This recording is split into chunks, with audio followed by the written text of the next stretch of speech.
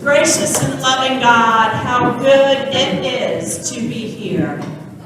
We give you thanks for this food, the hands that have prepared it, those that serve it, and those who will clean it up. We give you thanks for this opportunity to come together in fellowship and discussion.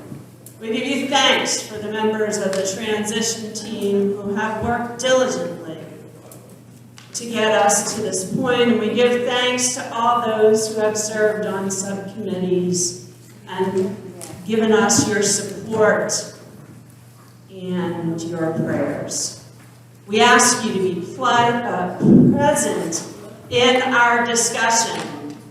We ask you to give us ears to hear, voices to speak what's on our hearts and minds, and a willingness to think outside the box, to think about the opportunities that you call us to in ministry as a community of Lutherans in Bethlehem. We ask you to guide us and direct us through this continued discernment process, and we pray for those who cannot be with us today. Keep them in your tender and loving care. All this we pray for our Lord and Savior, Jesus Christ. Amen. Of two town hall meetings designed to provide you with information to the three congregations about our vision for blending of our congregations are coming together. In the first town hall meetings that were held several months ago, we presented you with the work of the team and the volunteers that so graciously gave of their time, and we presented some of the subcommittee reports that had to do with the vision and mission of our new congregation. We talked about worship and music. We talked about staffing. We talked about mutual ministries and assessments of the three churches, three church properties by a property committee. This meeting will focus on our four remaining subcommittee areas that we dealt with, and that has to do with technology and social media. You know, the pandemic forced us to rethink about our worship, so we're going to talk a little bit about how that's going to impact our churches going forward. We're going to talk about the blending and merging, the idea, the concepts, and what we're recommending to the congregations. A vision for youth and Christian education. And finally, we'll review the financial assets of our three congregations.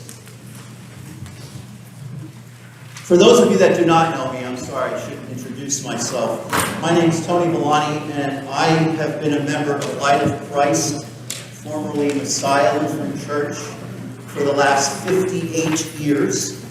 Prior to that, I was baptized and a member at St. Peter's for the first 8 years of my life. So if you do the math, you know how old I am. But I've been a lifetime member of two of the three congregations that are here this morning.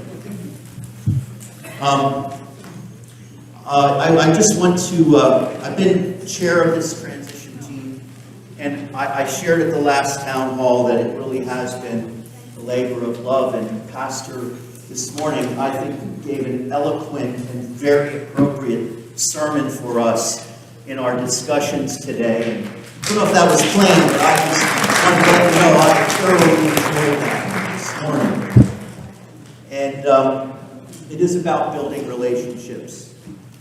And, you know, to me, this does my heart proud to see all of you together in one room, listening, learning, getting to know each other, because it is all about establishing meaningful relationships. And as I look at our transition team, you'll see equal representation of all three churches.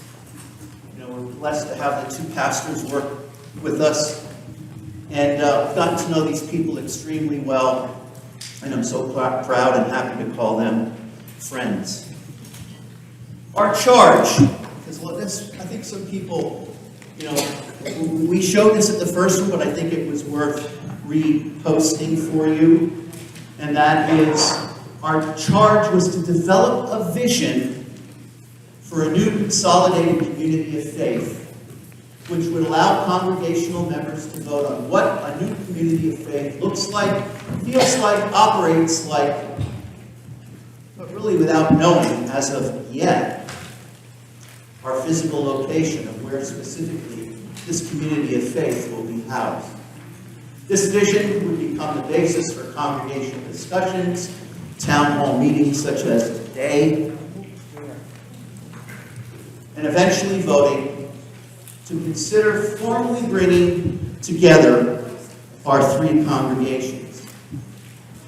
I want to thank Reverend Tom Keener. We are videotaping today's town hall to share with those members who could not attend today. So we felt it was very important that they could be a part of our presentation and the discussions that we have.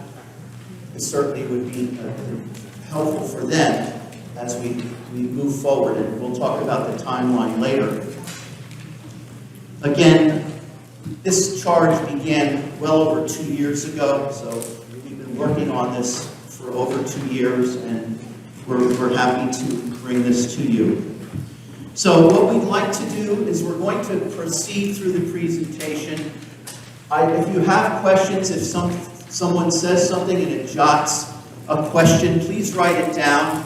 We're going to go through them, and then at the end we're going to open it up for questions and comments from the group. But we want to have the opportunity to present the 4 committee reports first, uninterrupted, and then go into the question and answer. So please jot questions down that you may have.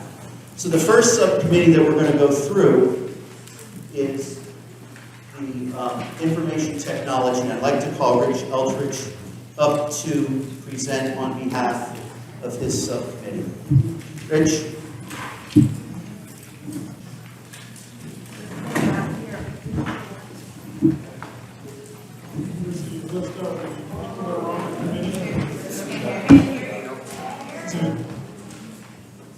Small committee.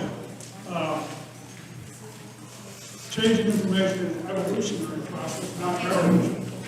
Moving to higher tech solutions, not eliminating low tech or no tech.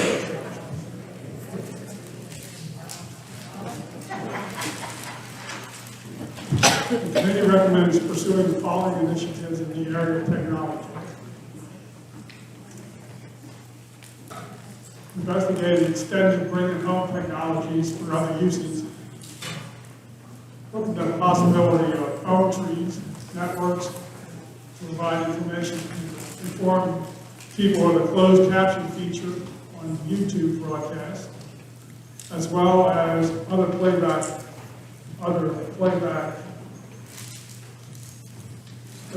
speed options for those who may be experiencing difficulty watching. Looking at other means of displaying the to cut down on paper. Use of tablets or other handheld devices could be pursued. Publish a list of frequently asked questions and answers for people to refer to who may be experiencing difficulties. All 3 churches have some form of listening devices for people who wish to use them. Making sure these are in good operating order and can connect with personal listening devices. Conduct a survey to evaluate current needs and capabilities of the members. Interactive responses through service, investigating ways to have this as part of the worship experience and a way to share information. We can provide monitors to the church with closed captioning and other supplemental information. The vast history of these 3 congregations need to be explored and shared and archived in some way so the information can be made available to all members. We considered hiring a consultant group which has worked with other congregations to explore and make recommendations for the new church council and capabilities to expand our outreach.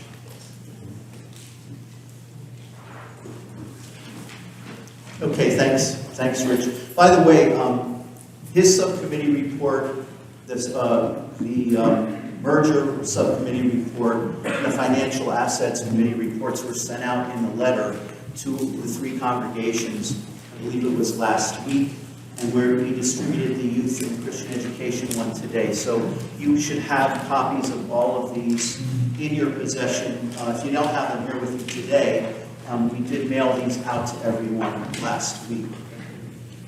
I'd like to talk about the merger unification subcommittee, which I had the privilege of chairing. These were the members of that committee, again, representation from all three of the congregations. And this was our charge. We had a rather important charge as we worked together, and that was to develop definitions of the terms, because previous to starting our work, two terms were thrown around: consolidation and merger. And it was important, we felt, that the congregations understood what those terms meant as we move forward in making a decision. How are we going to move forward as a unified group? And to make a recommendation to the three congregations as to which method would be most feasible and or cost-effective. So, first thing that happened was we found out that the Commonwealth of Pennsylvania does not recognize the term consolidation. And the reason we found that out was through some of the workings of when Messiah and St. Matthew's came together. We found out that that term is really not something that the Commonwealth officially recognizes. Therefore, we changed the word to blending for the purposes of clarity and in keeping with our final recommendation. So what I'm going to present to you are how these words are defined and what we're going to be recommending. So the definition of merger, it means that one or more congregations give up their separate identities and unite with an already existing congregation.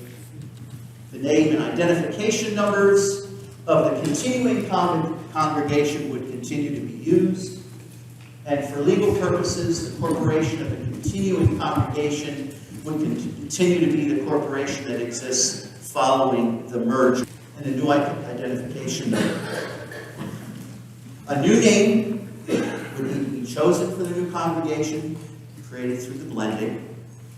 All new identification numbers would have to be obtained after the synod has taken action to receive this new congregation.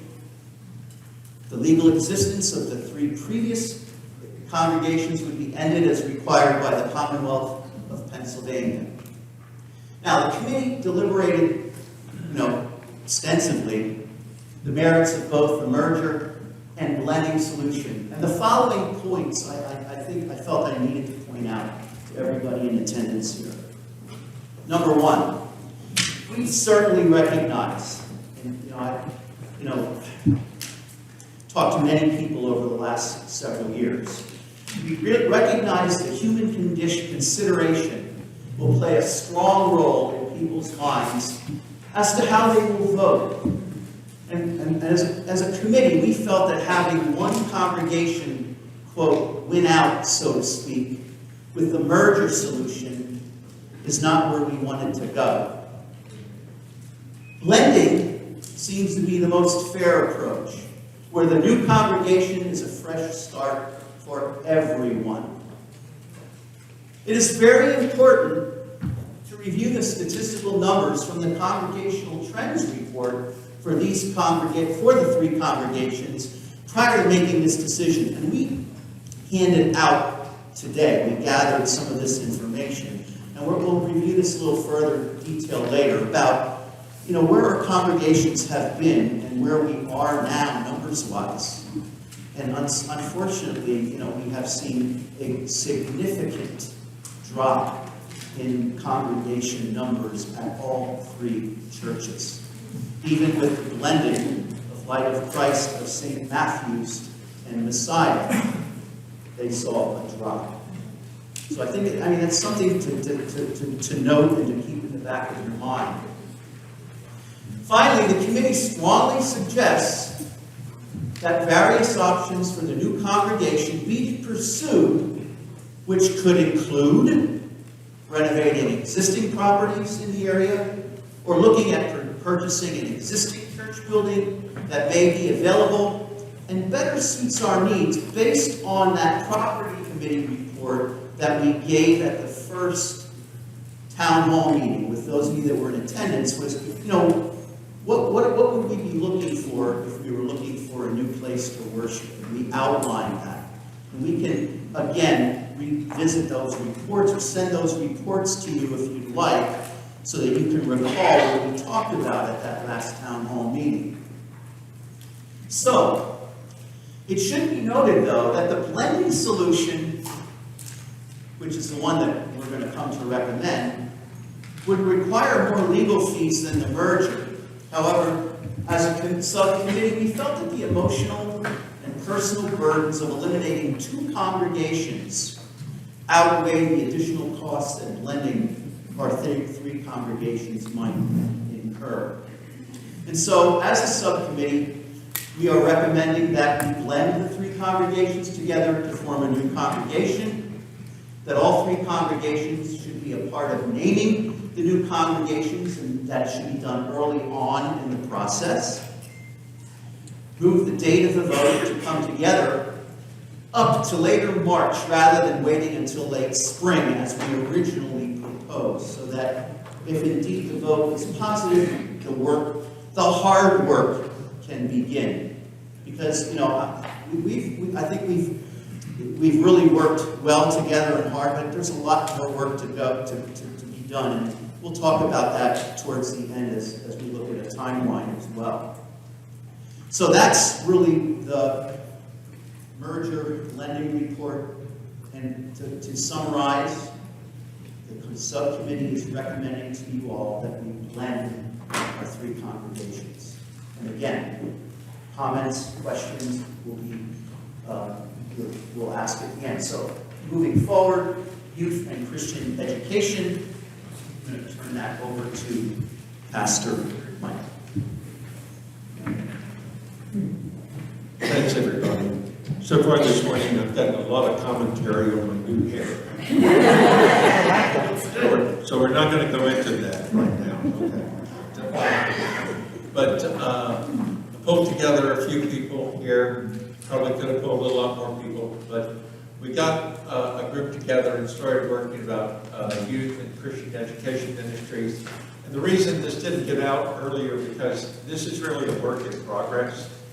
Every time we thought we had a finished product, somebody would come up with something and come up with something and come up with something. So that's why we've handed out this report right now. And even this report is still, bear in mind, a work in progress. And I'm sure, and I'm actually hoping that you'll have other recommendations that you could add to this. Like, for example, just the other night it became clear to me that of all the different methodologies that we were employing to advance the values originally proposed for this new congregation, we left out like national and synod youth events. So we got to go back and add that in there. So I'm just counting on you to be another set of eyes, make another set of recommendations. But we proceeded just on, go ahead, next slide, of just looking at all the different values that were originally proposed for this new congregation, and then trying to align our youth and Christian ed ministries to fit those values. And those values, by the way, are from the original documents when this process started. Okay, so go ahead and take a look at it. Those are just our core values, and trying to make, again, everything fit with what's most important to us. Keep going. Yeah, one of the things, I've gone to 1,000 different conferences, and they hand out something, and then somebody stands in front of you and reads what's just been handed out to you. So I'm not going to do that. But these are the values that we thought were most significant, or well, that were defined as most significant. And these are the things that we're try to instill in all of our new Christian education ministry. And then when we got to the methodology, how we're going to instill these kinds of values, we went back to the things that were most basic to us, like Sunday school, fellowship opportunities for youth, camping and retreats. I have to tell you, camping and retreat ministry is the unsung hero of the ELCA. More great ministry is done, I think, in those camping settings and retreat settings and anybody can imagine. So we really want to maximize that. This Synod has a strong camping and retreat ministry. But what is not often realized is that there are camping and retreat ministries all over the United States in a variety of different settings. Like, for example, I took a group of youth to the Wind River Indian Reservation, where we spent a week on that reservation, learning about Native American cultures, living in teepees, and doing the sweat lodge. It's kind of like going through that tunnel. But yeah, that was sponsored out of a camping ministry out of Wyoming. So, I mean, we can tap into this great network of stuff. Go ahead, move on. First communion instruction, that's absolutely crucial. And again, we want to focus on that as a family kinds of thing. Because different families at different times will have different desires for their kids to take first communion. Like some people will say, like, no, I should be in 5th grade, and others will say, no, my 2nd grader is ready. So rather than try to say one size fits all, we're going to try to fit that to family needs. Go ahead. Confirmation, obviously, is core to our Lutheran identity, and we'll focus on that through the year. The thing I want to emphasize, maybe that second bullet point under confirmation, engage whole families in confirmation through service projects, shared worship, fellowship events, and combined study times. The things that we have learned over the last 10, 15 years is that families are the crucible of faith formation. And the more that we can move that faith formation into a family setting, the better off we are. By the way, Luther wrote the Small Catechism for heads of families to teach their children, not for pastors to teach their children. But that's another story. Okay, keep going. Social media. There's so much communication that's going on today through social media. But we also want to make kids aware of some of the pitfalls that go through the social media experience. So we're going to do that. And then we talk about campus ministry. We could fill in, see, this is something that could be filled in much, much more extensively. And I'm hoping that you'll come up with ideas and things that we can add to that. So, again, work in progress. Please give us input, and we'll keep defining this better for everybody. So, thank you very much. Thank you, Pastor Mike. I think one of the things I want to point out is one of the things we are attempting to do is to keep a lot of the solid things that are currently going on within the 3 congregations and expand upon those in very meaningful ways. And so I think that for those of you that have been involved in this area, see that a lot of the things that we have been doing in the past, we'd like to continue. And that's very important. I think some of those traditions are important to continue. One more thing. Josh Galado would have been up here helping me out on this presentation. He's got a fever this morning. So I best that you stay home. So. Thanks. Okay, our next presentation or subcommittee was the financial assets, and I'd like to turn the mic over to Mike Orlock. Thank you, Jim. Good morning, everybody. Morning.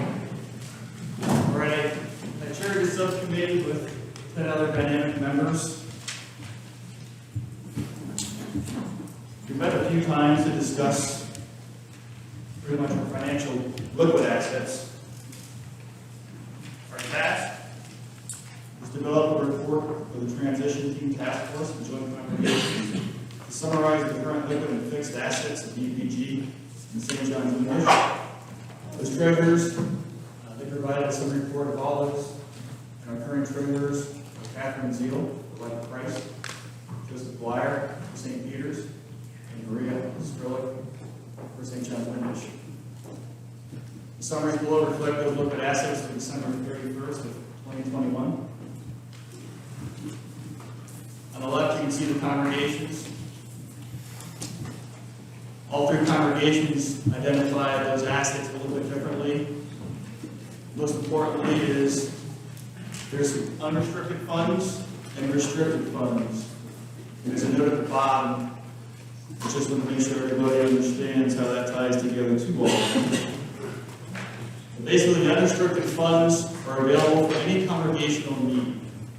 Restricted funds may be limited by donor request, would require special actions by the councils and congregations to utilize those funds.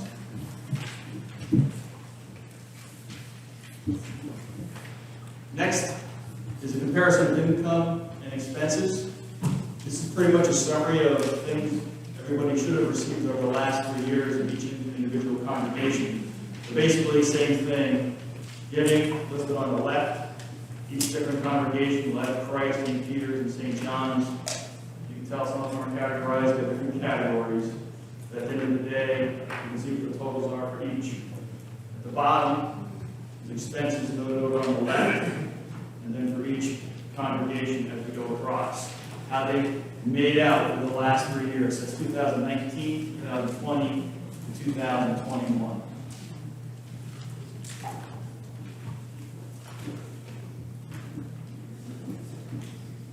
Okay, so our adjusted future timeline.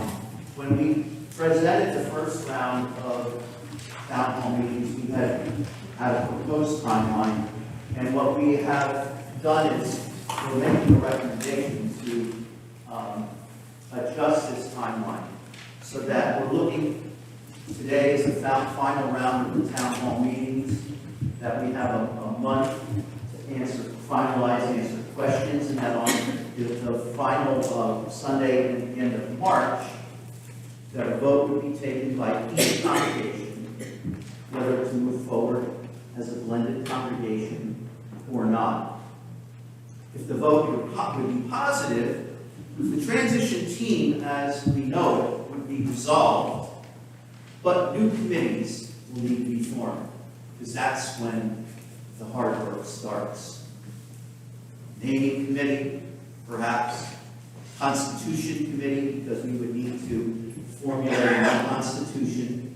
Certainly would be based on the existing ones. We're not going to start from scratch. So it would be, again, reworking what we currently have in place. A call committee, because we need a pastor for this new congregation.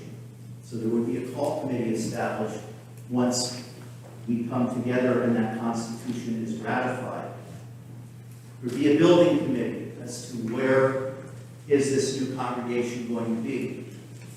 Logistics, all kinds of things have to take place. And again, the reason we have the question marks is, it really depends on how long it takes for all of that to transpire. And so we're hoping that it would be less time than not, but we'll see. I mean, we have to first take the vote before we move ahead with many of these things. So this would be the wording that you would be voting for the end of next month. So you would be voting for your congregation, and each ballot for each church. We will be doing this separately, as 3 different churches will each have their vote with their congregations. To blend with the congregations of the others, we can form a new unified community of faith with a new name and a new vision for mission and ministry. This blending will involve the eventual divesting by sale or other means of all real estate properties of the 3 congregations. And you would be be voting yes, I vote for this, or no, I don't want to move forward for this. That would be the vote. Now, Pastor sort of explained this a little bit, but I think it's worth repeating again, is that only active members are eligible to vote on this. And an active member is defined as those who either 2021 or 22 have made a contribution of record and have had a record of Holy Communion. And based on the fact that we have been in the middle of a pandemic, the fact of the matter is, communion, if you've communed at home, you did at a church in the last year, that's not going to be as much as have you contributed to your congregation within the last year, up to and including Sunday, March 13th, which is several weeks out. And it should be noted, because we've been getting a lot of questions, why do people need to be present? Well, that's an ELCA requirement, that when it's this time to vote, it requires the member to be present physically in the meeting in order to vote. So that was something that we felt we needed to put forth. So that really is the work that we've been undertaking since our last series of town halls. And we'd like to open it up for questions, for thoughts, for comments. And we have a mic. What we're going to do is come around. If you would like to raise a question, you could raise your hand. We'll do our best to answer the question if we can't. One of my committee members, if you could sort of get the question down, we're going to be meeting with the transition team. We will do our best to get that information out to you if we don't have that answer now, and have it out to you prior to us having that vote next month. So, can you have the mic? I do. Okay. Who would like to ask the question? You should identify your name and what church, please. Ray Lemon at St. Peter's. What happens to the UPC concept? I don't know much about that today. We talked about planning and we didn't. Our last meeting we talked about including St. John Memphis into the UPG. I don't see that happening. Well, that is sort of a given that they would be now included. Instead, the UPG only involved Life of Christ and St. Peter's. What this vote would do is it's literally saying that we're bringing them into the minutes, into that. Are we going to become UPG or something else? It's a new congregation. Whether or not that would be the new name we chose remains to be seen, but it would be including that, yes. Beverly Kumpel, St. Peter's. Could you repeat that, your name? My name is Beverly Kumpel, I'm on St. Peter's. My question is, we're voting on whether we want to blend. Will we also be voting on where we will be worshiping at that time? That's not a question. Not yet. It's not a question. Rick Mokel, St. Peter's. I'm also Oh, asking, since he's taping it, he's asking you, can you stand so that he can and speak loudly into the mic so that the people that are going to be watching this can hear the question? Rick Mokel, St. Peter's. Thank you. Okay, now, you had mentioned here about all three churches. Now, are you talking about possibly, if we approve this, all three churches will be sold? Or do we pick one of those churches and we stay with it? Or do we sell all three and look for a new? I think by the blending recommendation that you saw, the concept was that all three churches were going to be sold or whatever, divested in some way. And then we have to look for a new place. Correct. Yes. Now, when you look for it, is it going to be within the Bethel? Yes, it has to be within a certain area, and the synod requires that. And for those of you that are ministers, if I'm saying something wrong, please correct me. Women all, light of Christ. Speak up a little bit. Okay. Thank you for talking with me earlier, Tony. I I try to keep all the papers that are sent to me, vigil about that. For some reason, I don't seem to have my copy of the vision and mission. And I know you mentioned there had been that subcommittee. I think that's a very important issue at this juncture. Vision and mission is one of the reasons that we're joining together. Each of our congregations and communities of faith have distinctive qualities. And as we put them together, they will complete the whole. And I think the vision and mission is a very important thing to be discussing and thinking about at this point. If I've forgotten my paper and I don't remember what it said, then maybe many of you are in that same boat. I think it needs to be considered well at this time, because that's what we can get excited about. What is our vision? What is our mission? How can our distinctive qualities help us be the new church going forward? What is it that God wants us to be and do in the new planting? So I would appreciate if that could be distributed somehow to members of the congregations for them to consider that in their reason for voting. Thank you, Linda. One of the things that we have to do when a vote of this magnitude is coming to the congregation is send out an official letter with the wording of what you're going to be voting on. And that's a one-page document. We can certainly include that vision that we had shared in a mission statement, send that out with that mailing about the upcoming meeting. Thank you. That will help me and maybe many others to just look at that and say, this is an exciting thing to do.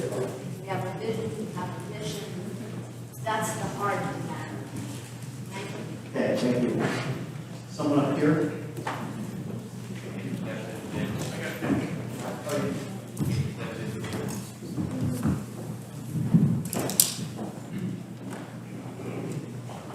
From what you said, though, I assume if a person physically cannot get to the speaker or whatever, they cannot vote.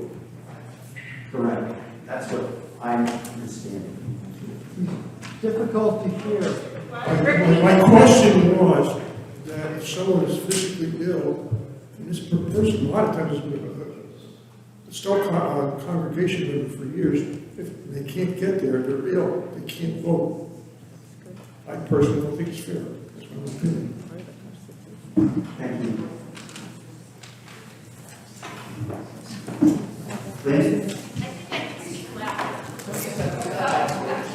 I just wanted to speak with what Tony said. The compassion for, I would like you to address that, please. The compassion for those who are immunocompromised, infirmed, physically challenged, chronically ill. I can name people in all of those categories who've been lifelong members, and for them not to be able to have a say yes or no.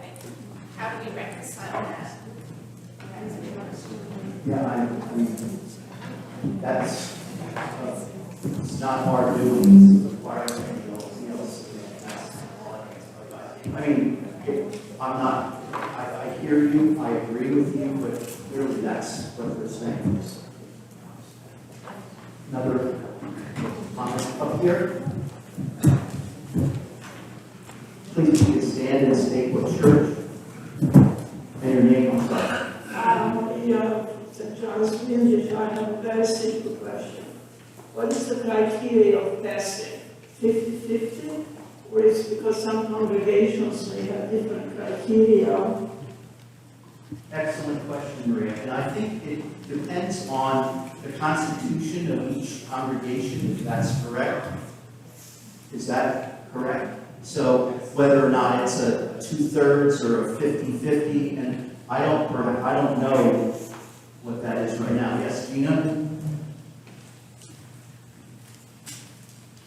For the St. John's people, I looked at our constitution, it is a simple majority. It is not a 2/3 vote, it's a simple majority vote that we decide yes or no. And it's in our constitution. St. Peter's, anybody know what theirs is?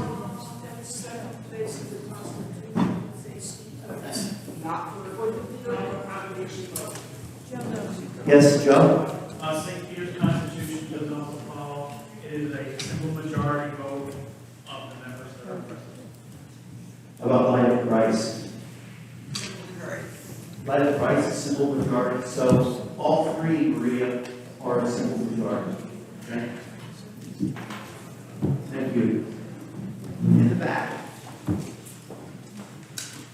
Susie DeAngelo, St. Peter's. Do we still need, as far as a quorum at the meeting? I mean, I understand that the majority, how many people do we need from each congregation to be present? Another excellent question. We discussed that the other night at the joint council meeting, and I'll let St. Peter's rep and all three. Yes. I can say for St. Peter's in our Constitution, a quorum is represented as having 10% of the voting members present. So if we have 200 voting members eligible, we have 20 people, that presents a quorum. Okay. Gina? Likewise, for St. John's, it's 10% of the voting members who are present. So if we've got 200 members, but not 20 people show up, it's got to be 10% of those who do show up. So it's not just an outright 10%. In Light of Christ. For Light of Christ, it is whoever shows up at a legally called meeting. So as long as we send out the notices appropriately, then those who show up constitute quorum. Okay. All excellent questions, by the way, and ones that we reviewed at the joint council meeting last week or 2 weeks ago. So I'm glad they're being asked, because those are important questions. Anyone else? Over here. Let's wait till you get a mic so you can be heard.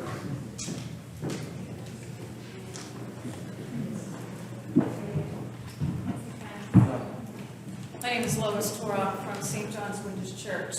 And when the voting is in effect,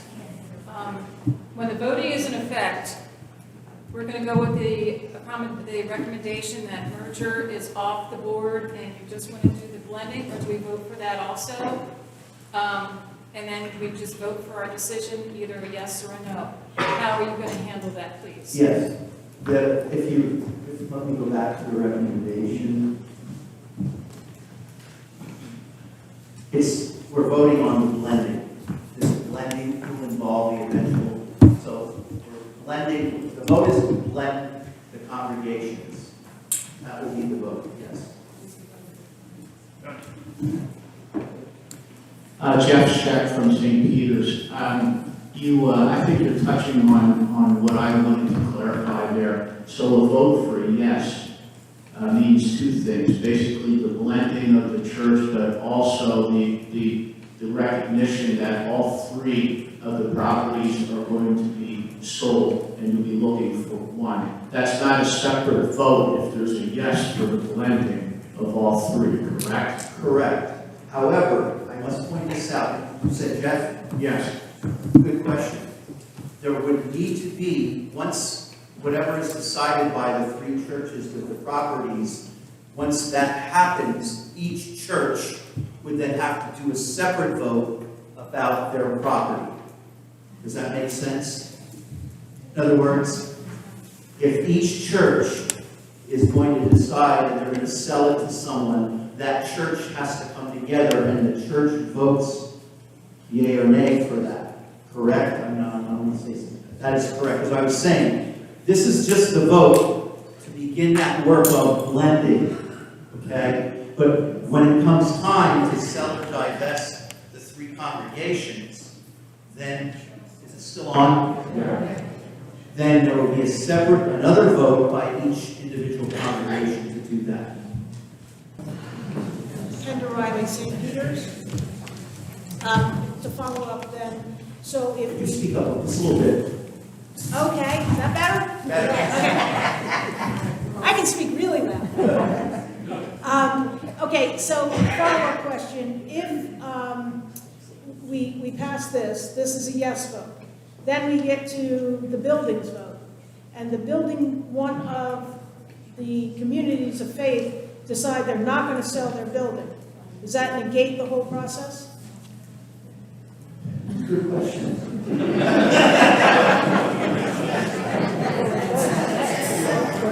You're right, I was thinking that too, but the last sentence clarifies that. Because it seems that this blending will involve the eventual divesting by sale or other means of all real estate, that the congregations have already voted for that. I think, So, I'm sorry, go ahead. my understanding was, though, isn't it required by the constitutions that they vote on that? And again, I'm not, you know, So then that would have been negated in the next vote. And that was just, well, the whole That's thing. not what that says. Microphone.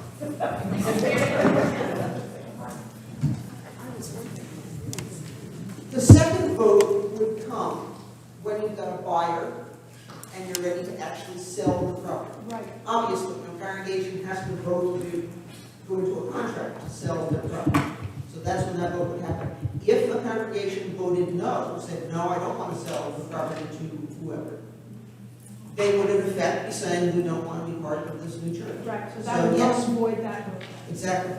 Yep, they would be pulling out of the new church if they voted not to sell their property.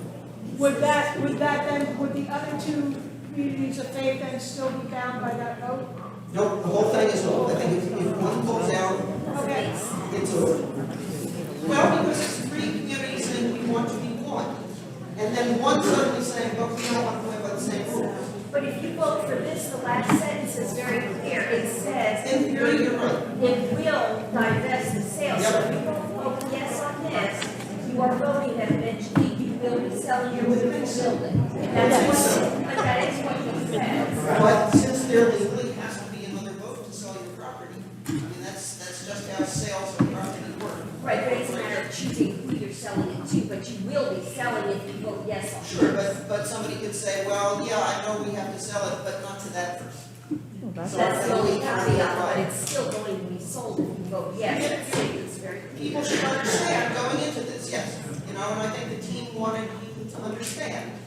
That's what this vote means. And that's what this discussion gives it perfect clarity. You are correct, and you are correct, because I was wondering it as well. Yep. I'm glad you asked. thank you. Yes. St. Peter, no longer. Mike doesn't work. Ron Brennan here from St. Peter. We're talking all about the properties. What about the content of all of the properties? This is history. Generations, generations. What happens to all that? Just get scrapped or what? And again, that would be something that the committee that would be dealing with the various properties will be deciding and talking about. Definitely, there are things from, like when Life of Christ and St. Matthew's merged, there were certain things from St. Matthew's that came to, that was merged because they left one building, that was a different scenario, because there were things that came to the side that they used, but I know it's blending. New name, consolidation, before they had to turn. But that will be, we will be looking at that, sir. Yes. But Tony, why can't we keep one of those churches, which there are a law that we must sell all of them? Why, when we doing this, why can't we say, okay, let's go like a problem? Okay, and sell the other. Why do we have to sell all three? It was the decision of the subcommittee to recommend that we blend because there are, you know, I think it was called the human consideration that people, it's not a church as much as it's what we do as a congregation, and that the church is the people and not the building. And that people get so hung up on that concept that the best way for us to move forward as a new united church or congregation was to not have it be in any of the three. But do you know how long it takes to find another church in this area? Look at Christ UTC at Market Street. That thing has been for sale for how many years? That hasn't been sold. For almost 3 years, that thing has been up for sale. It's gonna take a long time. What are we doing in the meantime? Right.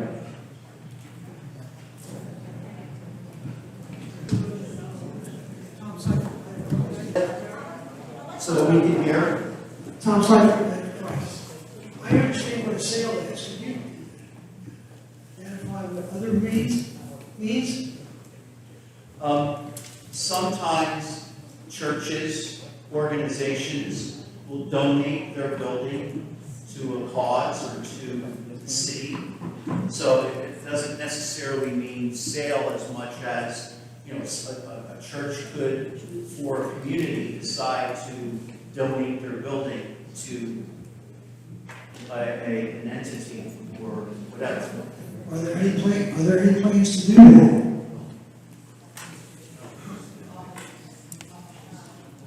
I'm sorry?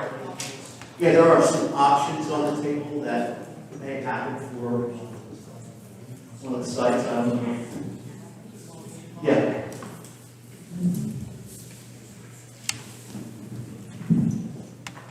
You couldn't just come out and ask about St. John's, because I know that we're beating around the bush. St. John's has spoken with the Bethlehem Emergency Shelter. Nothing has been decided, so let me put that out there. There's a possibility of selling it to the city for an emergency shelter. There's a possibility of donating it for an emergency shelter. They would like to create a community center here. All those things are options. Nothing has been decided. That will be decided once the vote is taken, and we decide to go, yes, we're going forward, then the St. John's congregation we need to meet and discuss how we would like to proceed with divesting of our building. That's it. And I think one of the things I want to, you know, once we vote yes, one of the things the property committee would do would be to assess or find out from local real estate what the churches are worth. And you'd be surprisingly disappointed as to what old churches go for. I mean, we like to think that our churches, you know, are worth a lot of money, and sure, the organs in them and some of the are, but, you know, when you look at what some of the churches are actually going for, you don't get nearly as much as you think you would. And I think St. Matthew's found that out when they sold their facility. So again, that would be something that committee would deal with once that vote was to move forward to see what was going to happen. Thank you. Good question so far. Yes. Hi, I'm Tina from Light of Christ. I have a lot of questions. But first with that one, I don't know why that wasn't brought out in the open, first of all, that there was anything else on the table for St. John Windish. And again, if it is donated, does the other two churches absorb the cost that we're not getting nothing from that to go into the blending? That's the first question. I think the difference that they have is that they have 3 different parcels of land. They have the church, they have the parsonage, and they have that huge parking lot across the street, which is worth a lot of money to local businesses. So their discussions with the Bethlehem shelter is with the church, not the parking lot. The parking lot's not part of the church. No, it's a separate parcel. So it's not considered that they all happen blending, to own. but it's not going to be part of the blending. Well, yeah, I mean, it's a part of what St. John owns, and if they sell that parcel of land, that goes into the new church. And quite honestly, it's probably worth more than St. Peter's and Light of Christ buildings together. My second question is, with this 12 different meetings, so if 2 of them say yes, they will continue. If a third church says no, they will pull out and be on their own. And then also, this vote is not a vote that's in stone, because as I remember at our council meeting, that we we still have to think of a name. So if we get to the point of when we have to think of a name, or if there's anything not in agreement, a church still could pull out. This is not in stone.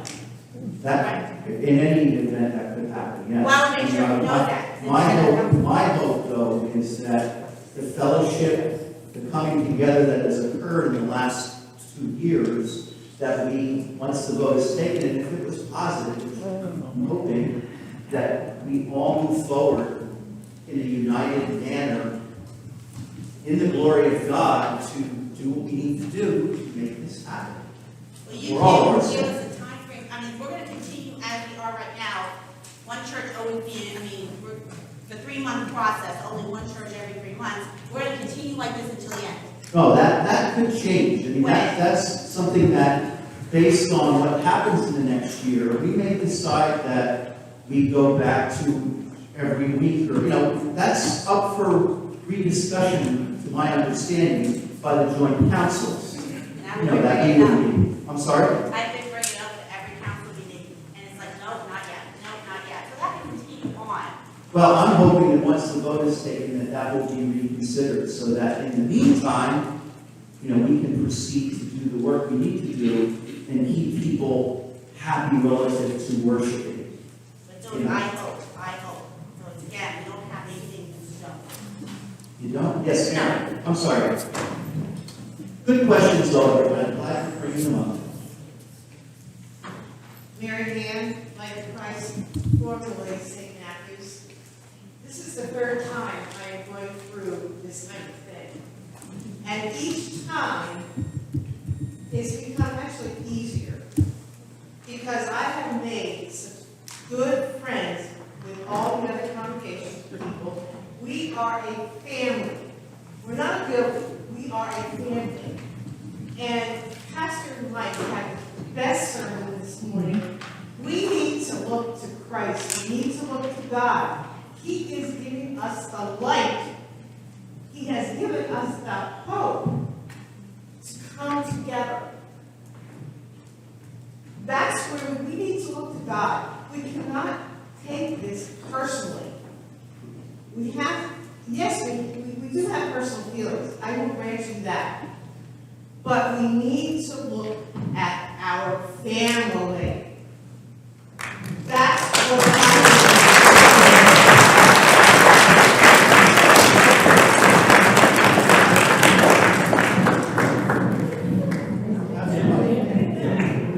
Just one point too. Right now, we're focused a lot on sale of property. As more consequential than that, I believe, is the formation of a new constitution, where our vision and our values are upmost and a defined place. So I think, again, we look at, some real concrete things like property, but that constitution is a huge thing, and we're going to have to vote on that. Each congregation will have to vote on that and accept that as our new defining documents for us. Okay, so that's not just it's not just something to check off on the list. That's a real challenge. Thank you. Someone else? Anyone else? Yes, Pastor Madison. Yeah, Pastor Matheson, retired pastor. I like the comment that was just made because I have right now 28 people attending a 9-week Bible study about what unites us, which is the gospel of Jesus Christ, as revealed in the Bible. And so when the request was made for Bible study by Pastor Suzanne and Pastor Mike, I responded because I saw this whole thing about getting congregations to focus on what unites us. And aside from all being in Bethlehem, what unites us is the gospel of Jesus Christ, and that needs to be kept front and center. I have to admit, I was on the subcommittee on merger or blending, and I I consider myself a very tough question. I happen to be an attorney as well. And I didn't ask the right questions because I was under the impression this vote is a binding vote. And what I'm hearing now is that it's not a binding vote, it's almost a straw poll. And that was my own fault for not maybe asking enough questions about that. But, so we're really just taking I call it straw poll, a non-binding vote. And that, in a way, pushes the big question. I'll tell you what the big question is here. According even to that, every congregation is going to be voting to give up their building. I know from serving 11 congregations as a minimum, how much the building means to the members. And that's a gut vote. You know, I attended all 3 town halls last year, and I heard a lot of support. That's wonderful, because I'm in favor of this. But when it comes to the actual giving up the building, that's not a head vote, it's a gut vote. And I just hope everybody in favor, as I am, is compassionate towards those who, when they have to talk about giving up their building, are going to be having difficulty with it. So, yeah, I would like to maybe ask a few more questions, not here, just to understand exactly what this next vote is, because I didn't fully understand that this was not a binding vote. Now that you mentioned it, there's a basket at the back that if somebody is really uncomfortable raising their question in front of the group, if you have the question and want to place it in the basket, and then we will, as a committee, will look at that. The transition team will look at that and get back with that response if you're so not inclined to want to speak out in the meeting. So, okay. Yes, Joe.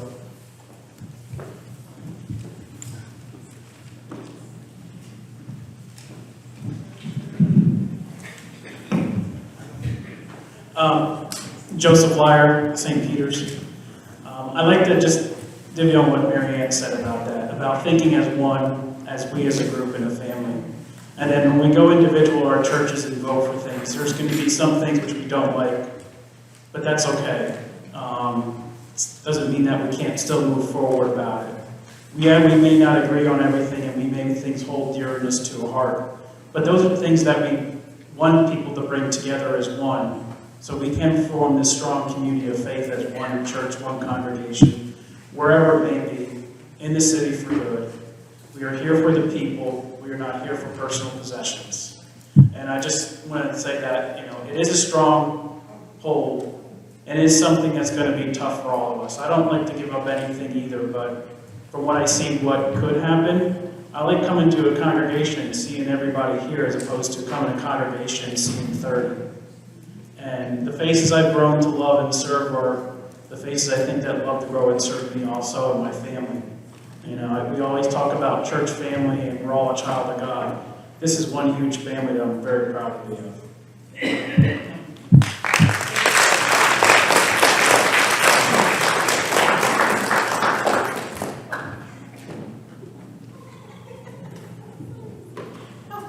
Sorry. Hi, Tracy Hud. Numbers don't lie, so. Okay. Hi. Numbers don't lie. I know this because I do this for a living. I was not part of the financial report. My name was included in it, but I was not part of the team, so I just wanted to clarify that for everyone. Are you able to, two questions, how are the Southside churches plan to true up to LOC, the Light of Christ? That's question one for me. What does that mean? What does true up mean? Well, I saw a lot of red on the Southside churches. our assets are quite high compared to the Southside churches. So I'm just wondering, are the Southside churches planning to true up by whether sale or, become on the same level financially? Are they going to be able to come up to the same level at a slight price? And then, secondly, when we were going through this process with Messiah and St. Matthew's, I'm sorry, that's just a lot of rumbling happening when this side of the room is speaking, and if we are all family, all voices should be heard, whether you're in agreement or not. But when we did St. Matthew's and we did Messiah, the vote for something like this about divesting by sale, we were given projection models for the future, pro formas, and I was just wondering why we haven't been given those yet. That will So that's happen once two-part. that will happen once the vote is. How can we vote if we don't know what we're looking like in the future? We showed you where the churches are at this point in time financially. Okay, and like I said, the true up isn't there. So how are the two Southside churches going to true up to like? You keep using the term true up. I didn't know that there's like a fee to be involved in this. I mean, it's not about that. It's about coming together and bringing our three congregations together. It's not about, should not be about money. Exactly. Yeah. Exactly. Agreed.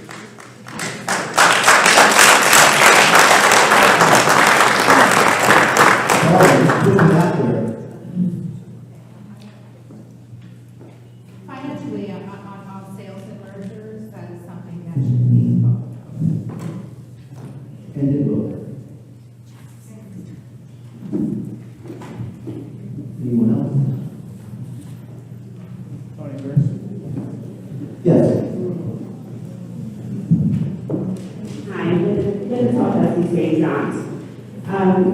First of all, I, from the bottom of my heart, I believe in this blending. However, I'm sorry, is your name Tracy? Yeah. I am very offended with the comment of true up. I am very offended by that. Because as God is in all of our hearts, we will never, or I will never, hide anything from anyone in this church. Everyone knows me and I'm an open book. And for you to stand there and to say, are the Southside churches going to true up? I'm offended. That is the one thing so far that has offended me about this whole talk.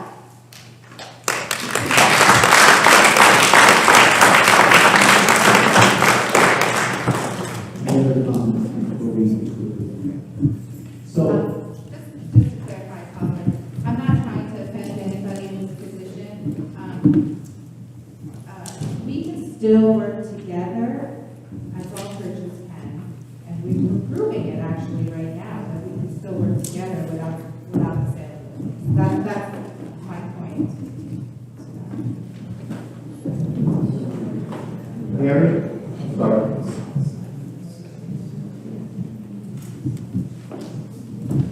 We discussed in our transition team regarding financial things. And there is no way we can do projections of what we will eventually receive if we sell or in some way divest our buildings. And that's the hardest part about this, because we just have to have faith. We don't know what we're going to receive for our properties. And I think we just have to keep the faith and make do. Well, I worked with Pastor Caffeine for, I don't know, something like 15 years. And he had a saying, and I can't quite, I don't know it. Make do, do without. There's something about make do, do without, and be happy with what you have. It basically is what he was saying all the time. And that has stuck with me. for many, many years. And I just think we welcome whatever. And we're not going to go out, it's not the intention of us, when we were planning all this and talking about this, it's not our intention to go out and build a $15, $20 million church. We know that is not possible. Yeah, I mean, I'm going to say it. But no, we know that. We know that. And we have, as Pastor Suzanne said, I think this morning, we have to look outside the box. Remember when the pandemic hit and we went to worship at the synod? We were on the lawn. We had our church services we didn't have building. We had no walls. But we still worship our God. Okay? And let's think about that.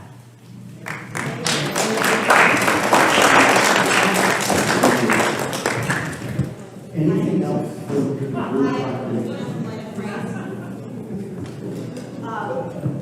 So, I know the questions that are in the basket, people were under the assumption that they put them in that basket so they could read and find that they weren't comfortable reading it. So we can read the questions before it's over, the ones that are in the basket. And the second thing, has the letter gone out to the people that have not contributed yet to let them know they have to March 13th? Has that letter gone out yet? I think the letter went out.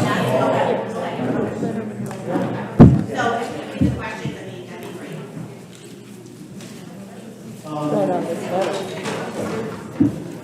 Well, the second one is the one that was already on. It was on the email that came in. I think the answer number 3, projections were it's not going to address. Take care of it. Maybe we'll be able to bring those together again soon. It's on the letter. I guess, what if we lost to get here? What if we gained? What does that mean? Who will be the pastor of the new church? That, again, a call committee would be formed once that vote is taken and the constitution for the new church is approved. And number 7, about light of Christ standing alone. I'm not going to get into that. I'd be happy to address these questions with whoever put them in the basket, to be honest. But I think, and what happens to Pastor Sharkey's emeritus status? I think the emeritus pastors remain emeritus pastors regardless of where they follow their people. So regardless of whether we're at Light, he's still emeritus at Light of Christ, right? Never fast and start. And really, we felt it was important to be together for this town hall so that people could hear across all 3 congregations the concerns and the comments and the feelings. And if you're separately, you're not hearing that. You're not hearing that. Now, our plan at the end of March is to, again, come together. I was thrilled to see a full church today. I don't know about you, but that's it was a wonderful service. Our goal is on the 27th. The reason we're moving the service to St. Peter's is they have 3 distinct areas that after the service, we will convene as 3 separate congregations because the vote must take place by each church. So St. Peter's will most likely remain in the church. Light of Christ will go in the fellowship hall, and St. John's in their chapel, and we will conduct our church meeting to take this vote. Okay? And again, prior to that vote, we'll get a letter stating about the meeting, what's going to occur, and we will include the vision and mission paper in that. Okay? We have a comment here from someone. It's somebody. Here, this comment. Wait for the question, Mike. Thank you.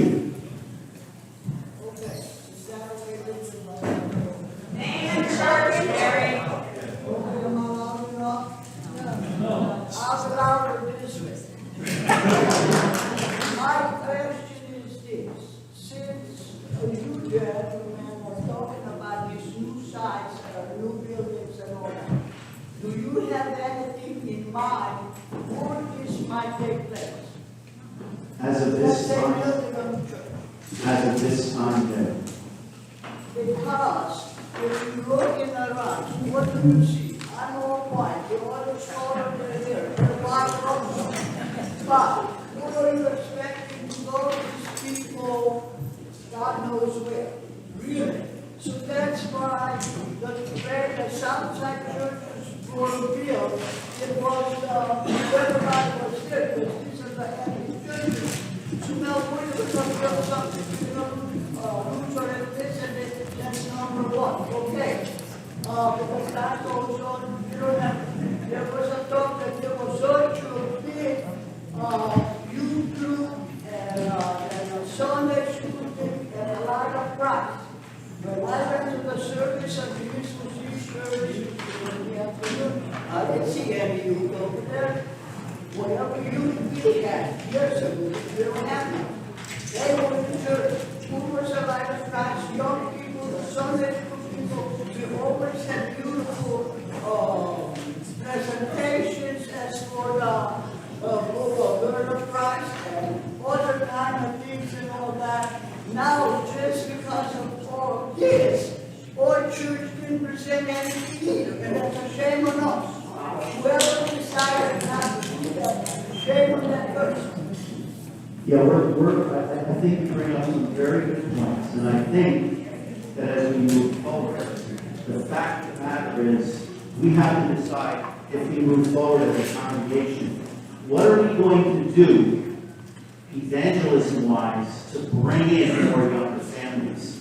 Because all three churches are getting up in age, and we need to, that's something, as I said, one of the other things needs to be addressed, because that's not just an issue with these churches, that's an issue with churches all over the place, about how do we bring back the younger families to be part of the church. So I hear everything that you just said. Please know that.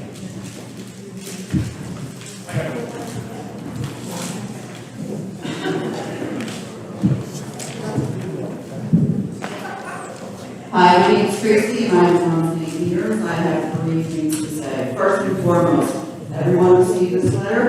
If they didn't read what the expectation is, it's on them. Number 2, I'd like to know the day that we take this vote, we have that result that day.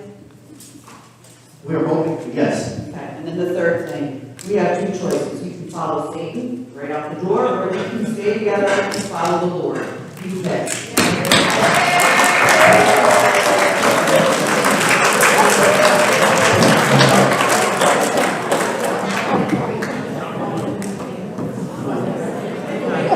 There's one in the back, and then Matthew first.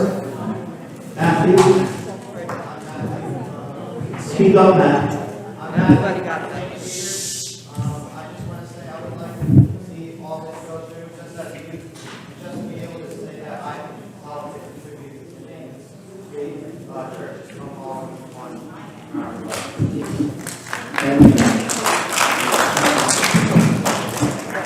I'm not in Oklahoma.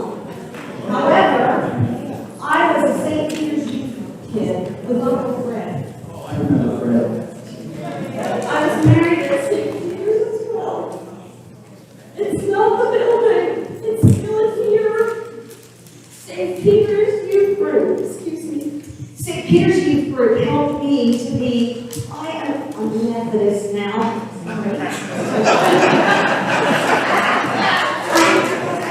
That's a St. Peter's, but the reason is because what's in me from St. Peter's, and all these churches have so much to offer. You have so much to offer, don't not offer it, because it stays in me, it lives in me. I still teach the youth group. That's because of Uncle Fred. It's not the building, and I love the building. It has a beautiful wedding there. It's fine. It's okay. It's a good thing, but it lives in me. I take that out into the world like the light of Christ, like St. John's and St. Peter's. It's not the building. This way, and I'm for it, I'm learning from it, and I miss my St. Peter's. I chose to leave. But St. Peter's is in me, and it still goes out into the world, and you're right about your kids and your youth group. And when I come back home, I don't just see my mom. I see these other friends that I've made I've gotten to know some of you, so thank you. I hope you remember that. It's what you've already put out there. In these kids, this kid right back here, he's going to take us to the future. And he's right. It's all of y'all.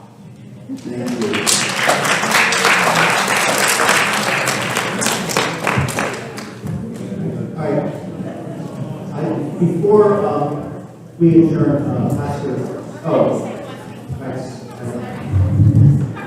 I just don't want us to leave on hurt feelings and sides. That everyone has their idea of what is the right thing to do or the wrong thing to do.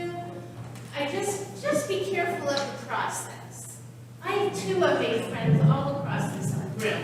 For me, it's not entirely about friends, and it's serving the Lord where we are, and it feels like it's serving the Lord where we are. Different people's personalities are pulling away and getting their way. They'll say it's all to the glory of God. And I don't want to give you examples right this minute, but there's a whole group of people out there who did not decide to follow along. Are we trying to reach them, or are we just kicking them out the door and say goodbye, good riddance? So this is what else we have to think about. There's another layer of people out there. And I guess I have to also go back to when we say the church is not the building, there's all those people at home who can't vote. So we said, too bad, so sad, you can't vote. The ELCA says you can't vote. That's sad to me. I don't know how they vote. Maybe many of them would vote yes. I just don't like the line that's been drawn. Try to come together peacefully. I think that's what we're going to do.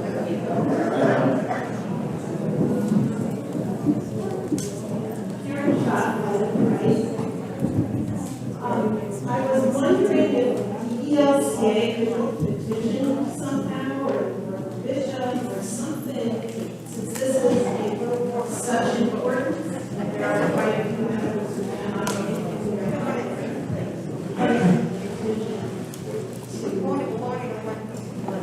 change it.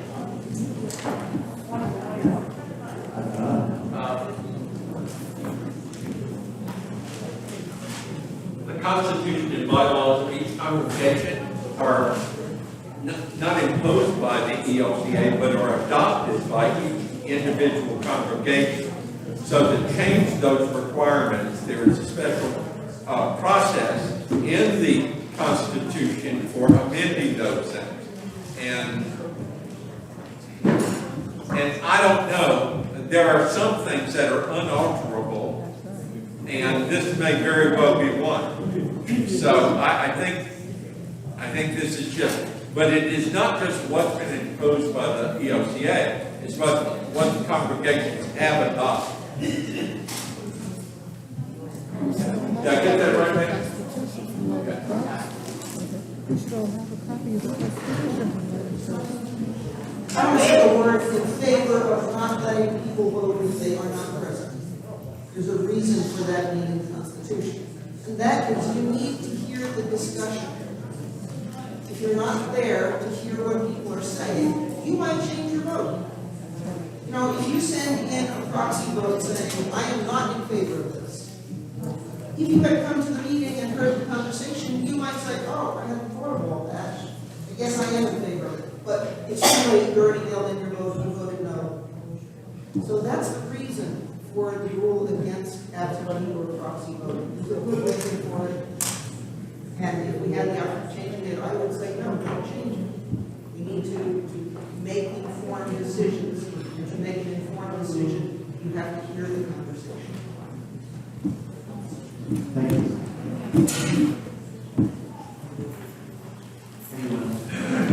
I know that I have to get to a Bach choir concert at 1 o'clock. So I'm going to pass this over to Pastor Suzanne. I'm going to go and disconnect my computer. It's very hard to one. Okay. Thank you, Tony. Thank you.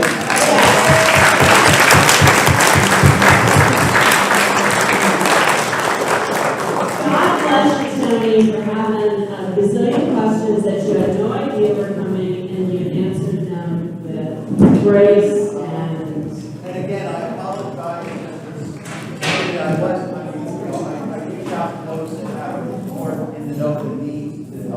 You're good. You're good. You're out. Receive your words. Second thing, before we leave, can we just give a round of thanks to those who prepared all the good stuff.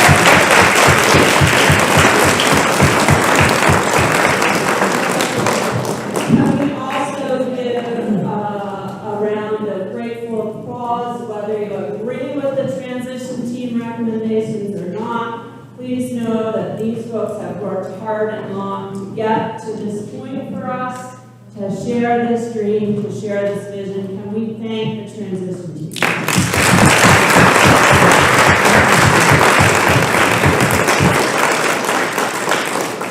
And then I would invite you, as you are able, to rise, and we will conclude with the Lord's